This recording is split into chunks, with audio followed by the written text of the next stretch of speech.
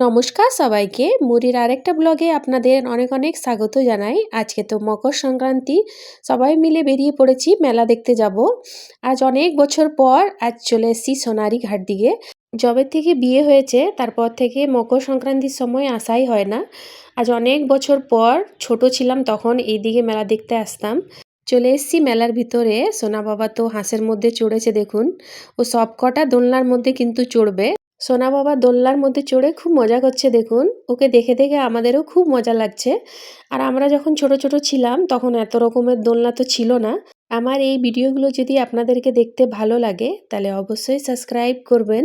আর যারা ফেসবুক থেকে দেখছেন তারা ফলো করবেন। এবার চলে এসেছি ভিতরের দিকে। এইদিকে দেখুন খুব সুন্দর সাজানো চলছে।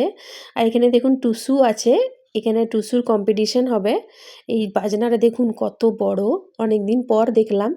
এইদিকে দেখুন টুসু আছে, সব চার সাইডে প্যান্ডেল বানানো হচ্ছে। এখানে টুসুর কম্পিটিশন চলবে সন্ধ্যাবেলায়।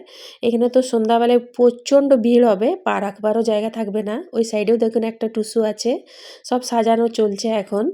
ওই সাইডেও একটা সাজাচ্ছে। চলুন তাহলে এরপরে আমরা তো মেলা ঘুরবো ওই সাইডে বাইরের দিকে, তারপর যাব বাড়ির দিকে।